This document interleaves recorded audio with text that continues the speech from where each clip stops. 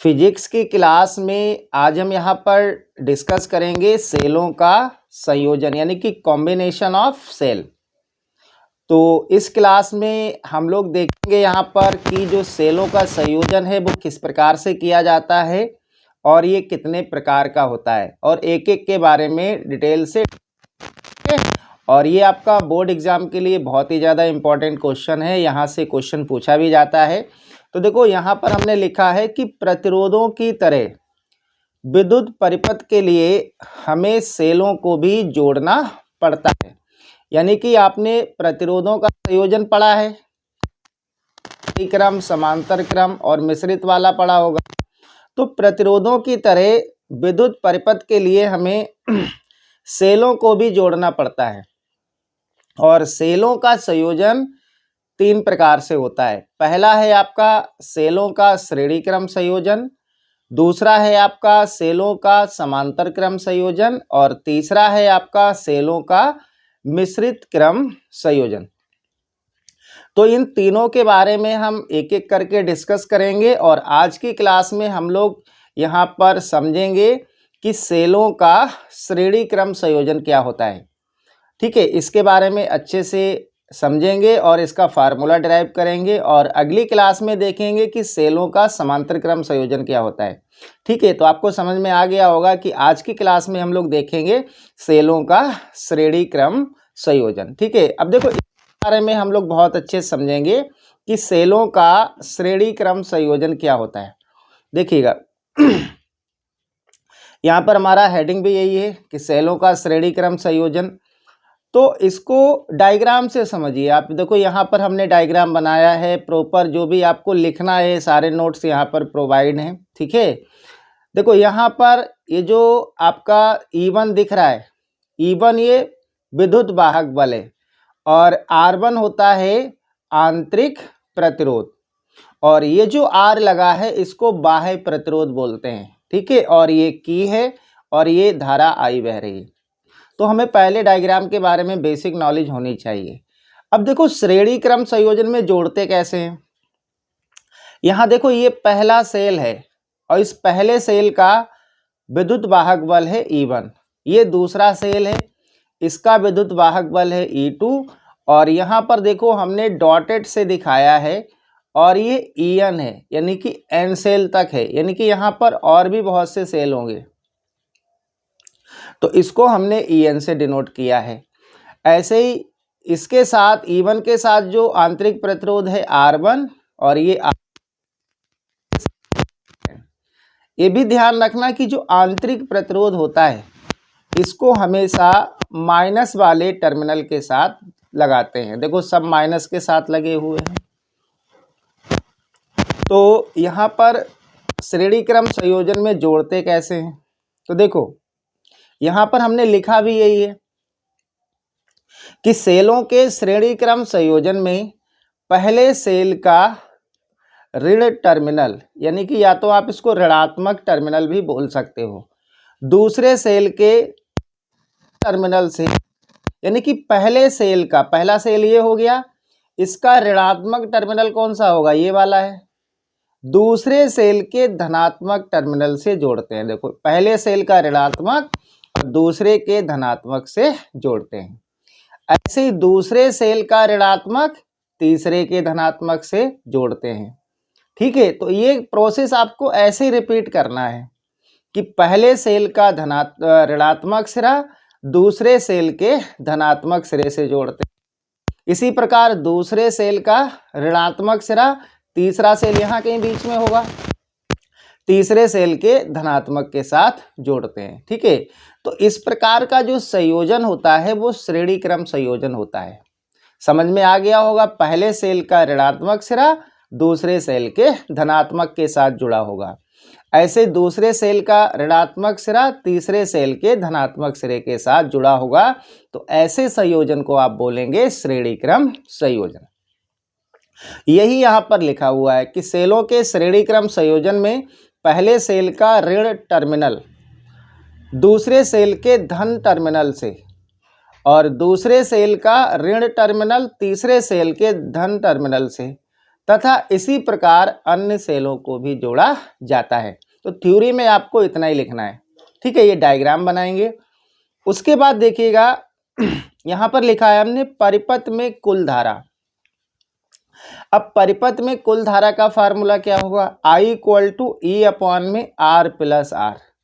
वैसे आपने normally formula क्या पढ़ा है, I equal to V upon R, V upon R, ठीक है। और यहाँ पर क्या है, यहाँ पर हमने विद्युत वाहक बल लिया है तो क्या हो जाएगा E upon R plus R। R plus R क्यों लिया है, क्योंकि यहाँ पर प्रतिरोध है, ठीक है। तो जो आपका जनरल फार्मूला है I equal to V upon R, उसी से ये लिखा गया है। तो यहाँ पर I इक्वल टू हो जाएगा E अपॉन में R प्लस R। इसको आप समीकरण 1 मान लेंगे। अब हमें करना क्या है, इस सर्किट से E की वैल्यू निकालेंगे, R की वैल्यू निकालेंगे, यानी कि जो आंतरिक प्रतिरोध है, अब वो दोनों वैल्यू इसमें पुट कर देंगे, हमें परिपथ में धारा का मान मिल जाएगा, ठीक है।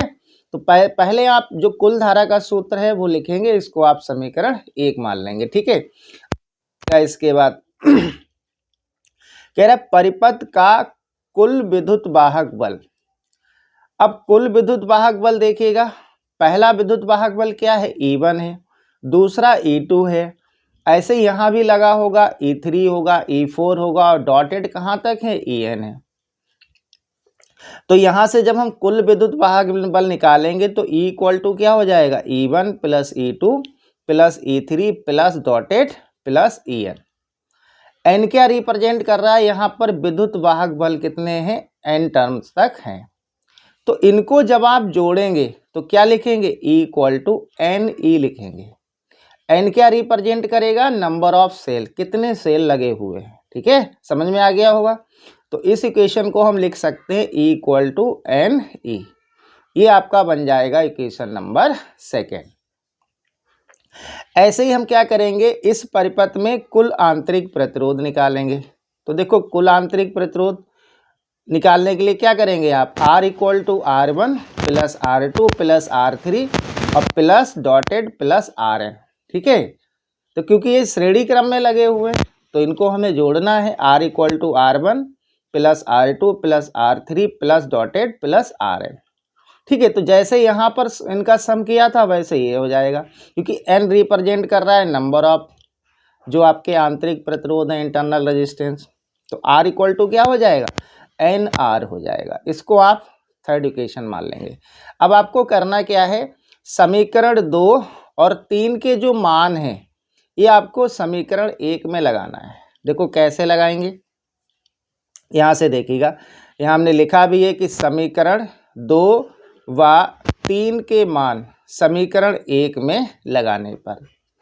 अब देखिएगा समीकरण 1 कौन सा है आपका, ये यहाँ पर दे रखा है, ठीक है। और इसमें आप E और R की वैल्यू लगा दीजिएगा, E और R की वैल्यू लगाइए। तो E देखो कितना है, NE है, तो यहाँ पर आप क्या रखेंगे, NE बटे में R प्लस, और स्मॉल r की वैल्यू क्या है, NR है, तो यहाँ देखो प्लस NR। तो I इक्वल टू क्या आ गया, NE अपॉन में R प्लस NR, ठीक है। ये आपका श्रेणी क्रम संयोजन का सूत्र बन जाएगा। इसको आप समीकरण 4 मान लेंगे, क्योंकि इसके आगे हम लोग कुछ विशेष कंडीशन करेंगे, ठीक है, क्योंकि उन कंडीशनों को भी आपसे अलग से पूछ लिया जाता है। तो यहाँ तक आपको समझ में आ गया होगा। देखिएगा इसके अगर हम आगे बात करें तो यहाँ पर हमने पहला केस डाल रखा है, पहली कंडीशन। पहले में क्या है, देखो विशेष स्थितियाँ, यानी कि स्पेशल केस। अब पहले में कह रहा है यदि स्मॉल r छोटा है किससे, कैपिटल R से, और कैपिटल R क्या होता है, बाह्य प्रतिरोध, और ये आपका आंतरिक प्रतिरोध है। तो यहाँ पर जो R होगा ये बाह्य प्रतिरोध, वो आंतरिक प्रतिरोध से बहुत ज़्यादा बड़ा है। तो इस कंडीशन में हम आंतरिक प्रतिरोध को 0 के बराबर ले लेते हैं। तो इस कंडीशन में क्या होगा, अगर हम समीकरण 4 से सॉल्व करेंगे तो देखो ये वाला पूरा टर्म 0 हो जाएगा, ठीक है। तो बचेगा क्या, ये बचेगा। तो यहाँ से आपका आ जाएगा I equal to NE upon R, ठीक है। ये कब रिजल्ट आएगा? जब आपका बाह्य प्रतिरोध आंतरिक प्रतिरोध से बहुत ज़्यादा अधिक है, तो उस कंडीशन में आएगा I equal to N into E upon में R। तो इसको आप लिखोगे, ध्यान रखना ये क्या होगा, N इंटू एक सेल से बहने वाली धारा, क्योंकि E अपॉन R क्या है, एक सेल से बहने वाली धारा है। ठीक है, अब देखो एक और इसकी कंडीशन है, उसको मैं यहाँ पर बता दे रहा हूँ आपको। ठीक है, यहाँ पर आप लोग लिख लेना, सेकेंड कंडीशन डाल लीजिएगा, यानी कि यहाँ पर सेकेंड डाल लेना, ये फर्स्ट था सेकेंड। और इसमें क्या करना, आप इसमें लिखना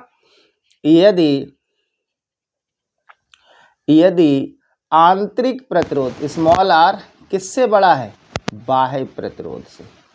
समझ में आ गया होगा? ठीक है, आंतरिक प्रतिरोध जो है वो बाह्य प्रतिरोध से बड़ा है।